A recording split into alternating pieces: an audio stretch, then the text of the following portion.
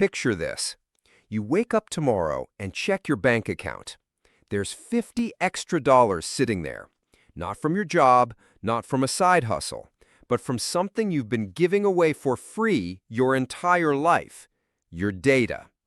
Sounds like science fiction? Well, Brazil just made it reality. And what they're doing could completely flip the script on how we think about our digital lives. Right now, every time you scroll through social media, buy something online, or even just browse the web, you're generating data, tons of it. Companies collect this information about your habits, preferences, location, and interests. They package it, analyze it, and turn it into billions of dollars in profit. The global data market is worth $4 billion today, and it's expected to explode to over $40 billion by 2034. But here's the thing that should make you angry. You get exactly $0 from this transaction.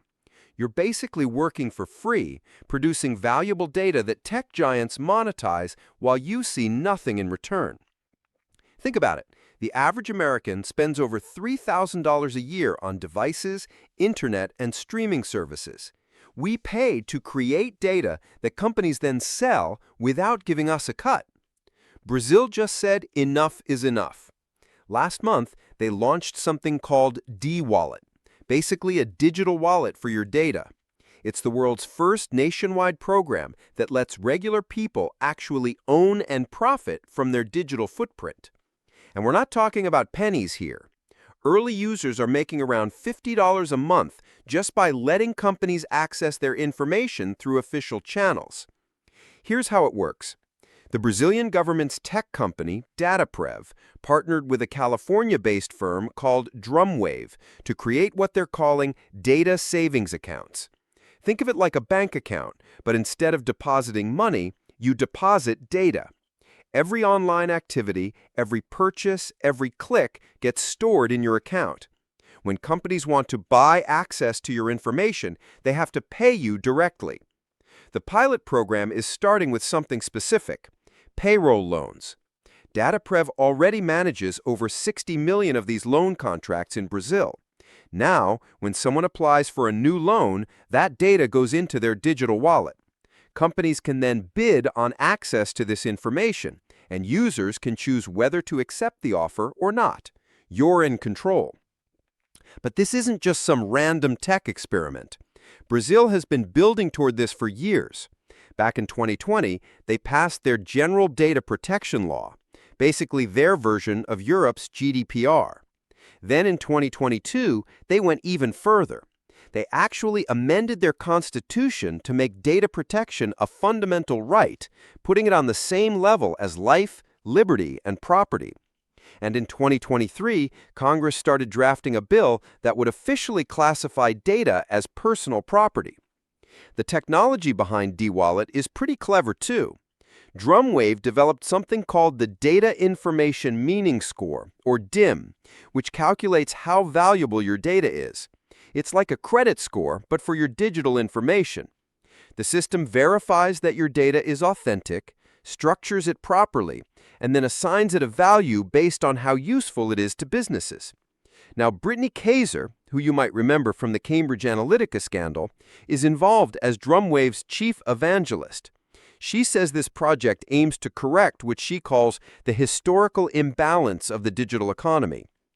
For years, she's been saying that our data is the most valuable asset in the world, but nobody's come up with a solution to let us profit from it, until now. The partnership between DataPrev and DrumWave was announced at Web Summit Rio, and it's positioning Brazil as a global leader in digital rights. According to DataPrev's president, this is about digital equity, recognizing that each citizen's data has intrinsic value. But let's be real for a second. This isn't all sunshine and rainbows. There are some serious concerns here. First, there's the digital divide issue. About 30% of Brazilians are functionally illiterate when it comes to technology. Large parts of the country have slow internet, which means they generate less data and might not benefit as much from this system. There's a real risk that this could widen the gap between the tech-savvy and everyone else. Then there's the pressure factor. When you're struggling financially, $50 a month might be hard to turn down. Critics worry this could pressure vulnerable people into giving up their privacy for quick cash. It's similar to concerns about other data for money schemes that have popped up around the world. There are also questions about informed consent. Most people don't read privacy policies. Studies show 97% of us just click accept without reading. Only about 9% of people always read these policies. So even with a system designed to give users control, there's still the question of whether people really understand what they're agreeing to. Compare this to what's happening in the rest of the world. In the US, companies technically aren't supposed to sell your data, but they found plenty of workarounds. Through something called real-time bidding, advertisers get access to your information even if they don't win the auction to show you an ad. Companies like Google and Facebook say they don't sell data, but they're essentially selling access to you based on that data. The California Consumer Protection Act tried to address this, but enforcement has been challenging.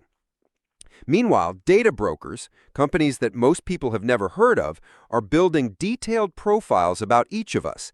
They know where we live, what we buy, who we associate with, our health conditions, even our political beliefs. And right now, they can sell this information to pretty much anyone, including government agencies that otherwise would need a warrant to get it. Brazil's approach is different. Instead of trying to stop data collection or hoping companies will self-regulate, they're saying, fine, collect the data, but pay people for it. It's capitalism applied to personal information. And it's working. The pilot program has attracted international attention, with other countries watching to see if this model could work for them. DrumWave CEO put it this way: "Today, our money is in the bank, and our data is in the cloud. We control our money, deciding when and how to use it. But with data, we're powerless." The dWallet changes that dynamic. What makes this even more interesting is the timing. Brazil is pushing hard on digital policy this year. They're working on AI regulations, social media rules, and now this data ownership initiative. It's all part of a broader strategy to assert digital sovereignty and protect citizens' rights in an increasingly connected world. The potential here is huge. If this pilot succeeds and expands beyond payroll loans to include all kinds of data, social media activity, shopping habits, location data, it could fundamentally change the economics of the internet. Instead of being the product that companies sell to advertisers, users would become partners in the data economy. But success isn't guaranteed. The system needs to be secure enough to protect against breaches, simple enough for everyone to use, and valuable enough to attract both users and companies. It also needs to navigate complex international data flows. What happens when a Brazilian user's data is valuable to a company in another country? Still, Brazil is ahead of the curve here. While other countries debate privacy laws and try to regulate big tech, Brazil is creating a market-based solution that aligns everyone's interests. Companies get the data they need, users get compensated, and the government creates a framework that protects citizens' rights while enabling innovation. This could be the beginning of a new era in the digital economy, one where your data isn't just something companies take from you, but an asset you can choose to monetize, or not. The choice would finally be yours. The question is, are we ready for it? What do you think? Would you sell your data if you could control who gets it and how much they pay?